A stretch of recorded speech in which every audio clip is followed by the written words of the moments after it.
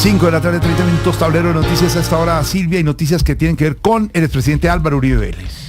Noticias, Jorge Alfredo, alrededor de la decisión de un juzgado de Medellín que está pidiendo investigar formalmente al expresidente Álvaro Uribe y a su hermano Santiago Uribe por su presunta participación en los crímenes del defensor de derechos humanos Jesús María Valle y el profesor Eduardo Umaña Mendoza. Esta decisión se toma luego de que se conociera una condena al ex subdirector del DAS, José Miguel Narváez, por el secuestro de la ya fallecida ex senadora Piedad Córdoba en 1999. Ya hay varias reacciones, Danilo, buenas tardes, entre ellas una del expresidente Álvaro Uribe.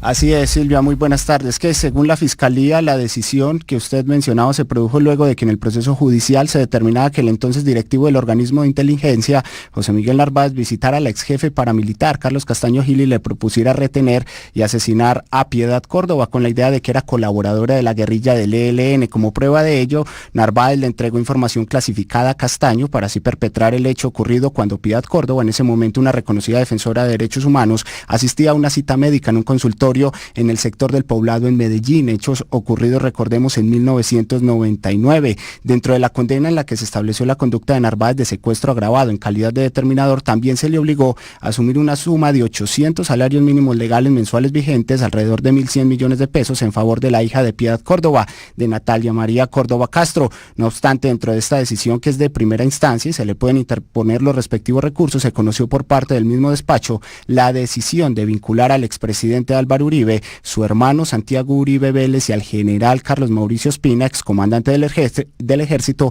como presuntos determinadores de los asesinatos no solo del abogado Jesús María Valle, sino también del profesor universitario Eduardo Umaña. El juzgado de la capital antioqueña se basó en testimonios de paramilitares, asegurando que estos permiten inferir la existencia de una estructura organizada con capacidad de planeación, ejecución y adoctrinamiento, especialmente esto a raíz de un reconocido encuentro en 1997 que sostuvieron los implicados en una finca del Urabá antioqueño denominada La Marranera. El relato fue aportado por el ex paramilitar Francisco Villalba en julio de 2008, 9 meses antes de ser asesinado en el municipio de La Estrella, cuando cumplía prisión domiciliaria. Sobre esta decisión, pero también la de Piedad Córdoba, se refirió Eduardo Carreño, el abogado del colectivo José Alvear Restrepo, en el caso de Piedad Córdoba. El hecho de que se compulsen, por ejemplo, copias para que se investigue a los hermanos Uribe y a este otro personaje que participan y determinan el secuestro de Umaña Mendoza o el homicidio del defensor de derechos Jesús María Valle, pues es un indicativo de todas las verdades que recogen de los paramilitares y que ameritan que las compulsas de copias. Hay que decir que en varias oportunidades el expresidente Uribe ha negado de forma reiterada cualquier participación o vínculo con la masacre de Lado, recordemos ocurrida en 1997, y hace pocos minutos se acaba de pronunciar a través de su cuenta en X. Dice así el exmandatario: una compulsa miserable por una declaración fantasiosa investigada hace años sobre una reunión inexistente. Además está la sentencia de la Corte Interamericana que procede a citar el exmandatario de Colombia. Una decisión que sin duda pues genera varias reacciones y estaremos muy atentos a ella desde acá, desde la capital antioqueña, Silvia. Señor, gracias, Danilo, le recibo. Claro que sí, está molesto el expresidente Uribe, es que ya es a tres bandas la situación. Hombre, ojo con esos temas. 5 de la tarde, 34 minutos. Y después de esto, el rollazo político que tiene que ver con el movimiento Fuerza de las Regiones, que cada día toma más fuerza, no solo en las regiones, sino a nivel nacional, Silvia. Pues hicieron una invitación que ha sido bien recibida por varios precandidatos independientes. Los están invitando a unirse para adelantar una consulta que permita elegir un solo candidato en marzo, un candidato a la presidencia. La mayoría de ellos durante este lunes pues han mandado mensajes y dicen que están dispuestos a reunirse para hablar sobre la iniciativa. Sin embargo, Mateo, uno de ellos se acaba de bajar del bus. ¿De quién estamos hablando? Desde la Fuerza de las Regiones, coalición conformada por mandatarios regionales y locales, propusieron a varios precandidatos independientes que están recolectando firmas actualmente hacer una consulta en marzo y que al que gane lo apoyen todos los otros en la primera vuelta. El exministro del Interior, Daniel Palacios. Agradezco y acepto la invitación enviada por la Fuerza de las Regiones. Quisiera aprovechar para pedirles a la Fuerza de las Regiones y a quienes acepten esta invitación que le extendamos a Vicky Dávila una invitación para que haga parte de esa gran unión. Además de a Palacios, la invitación se la hicieron a Juan Daniel Oviedo, Maurice Armitage, Mauricio Cárdenas, David Luna y Felipe Córdoba. Aceptamos el compromiso de unidad que permita vencer el candidato del guerrillero presidente y así recuperar juntos el país a 2026. Mi invitación a los ciudadanos es para que nos acompañen en esta cruzada por la recuperación de Colombia. En la coalición de la Fuerza de las Regiones están 3 exgobernadores y un exalcalde,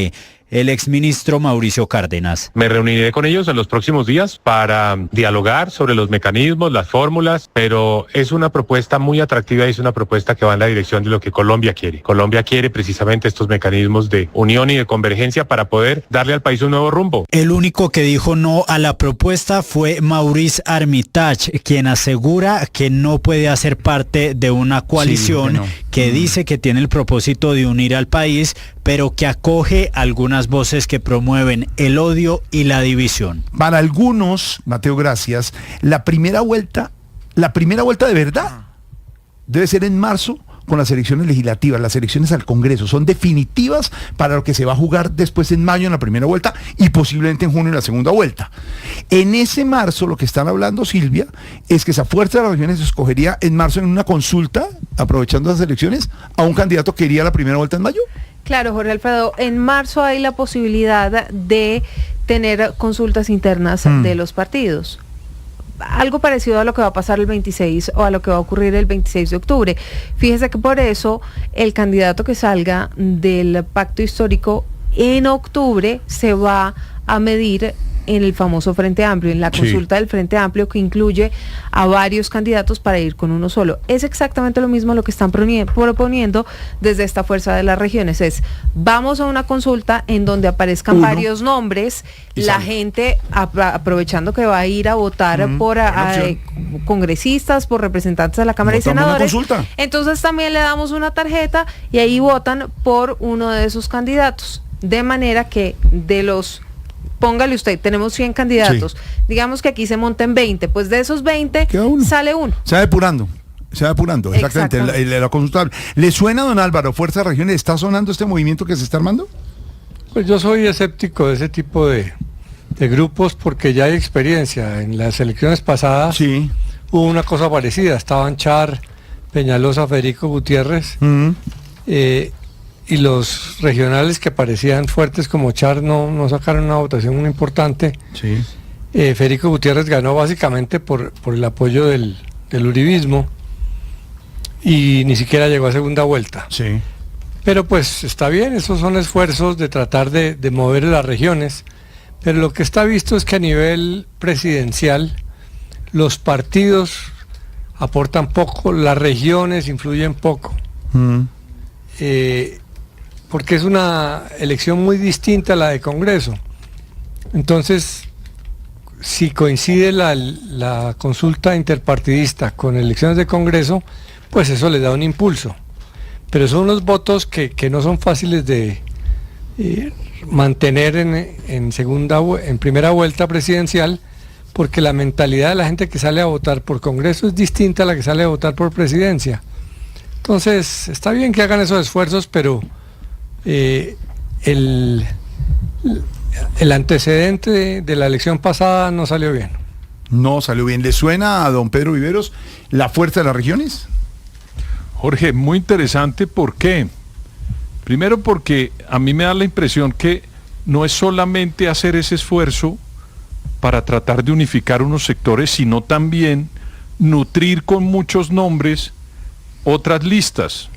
De ahí usted se va a dar cuenta que muchos se van a bajar antes de esa convocatoria y pueden ir a ser parte del Congreso en Cámara o Senado o tener aspiraciones regionales más adelante o también a ser parte de muchas campañas presidenciales.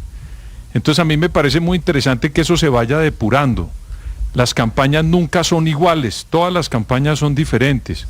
Esto que está ocurriendo, y como lo están planteando ellos, corresponde a una dinámica que en mi opinión puede servir para que se depure mucho el número de personas que están aspirando y se motive la consulta de sectores que son diferentes al oficialismo o al del gobierno. Por eso a mí sí me parece muy interesante. Usted se va a dar cuenta que de ahí van a salir varios nombres a campañas, a Cámara, a Senado, pero también, le repito, Jorge, pueden mover mucho en las regiones la consulta.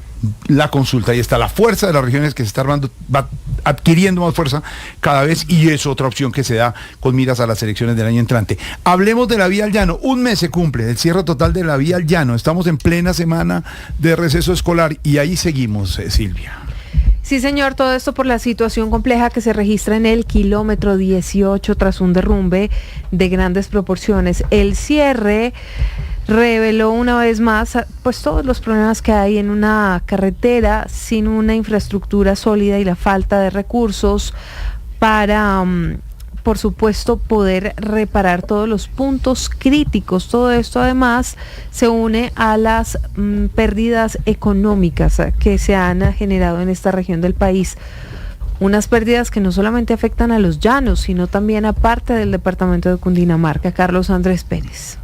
Hoy hace 30 días inició esta emergencia y el deslizamiento aún no ha sido removido. Actualmente tiene la vía con un plan de contingencia por pasos a un carril por una variante, en horarios de tránsito y largas filas de vehículos sin trancones, con un recorrido que antes era más o menos de 2 horas 30 minutos y ahora es de más de 6 o 8 horas el trayecto, pero además con pérdidas millonarias incalculables. Según los gremios, por cada día de cierre se perdían 50.000 millones de pesos y pese a que la vía tiene un paso restringido, las pérdidas continúan. Al respecto, Freddy Rojas, vocero del sector comercio de Villavicencio. Pasamos de perder 50.000 millones por el cierre total a perder 13.000 millones de pesos día. Es decir, que los últimos 20 días hemos perdido 260.000 millones de pesos, más los 500.000 millones de los primeros 10 días. Adicionalmente, los datos de la gobernación del Meta y el gobernador del Cundinamarca dicen que se han desaparecido cerca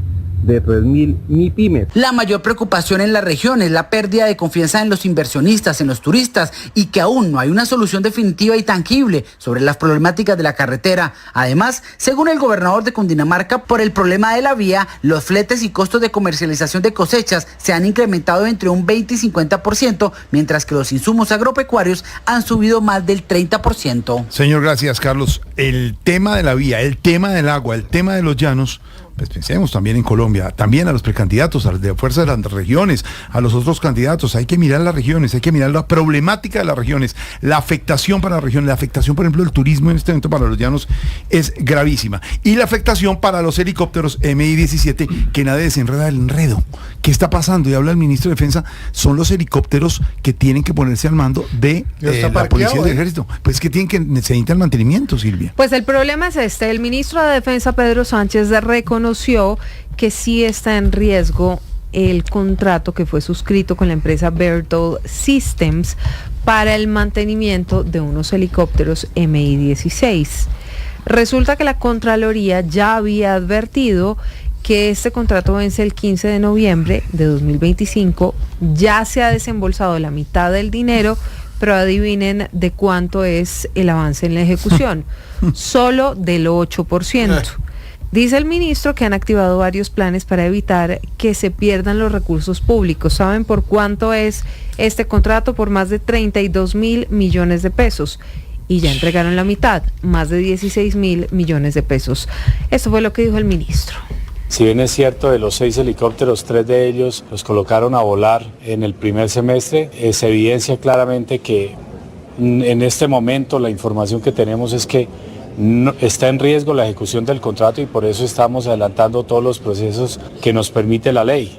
Lo grave aquí no es solamente que este contratista incumpla con un contrato que se pactó, sino lo más delicado es que no tengamos la capacidad para mover toda la logística que iba a mover estos helicópteros. Ministro, que meterle como entusiasmo al tema. Nosotros estamos conscientes de que la fuerza que estamos implementando es enérgica, claro, y contundente en cada uno de los rincones del país.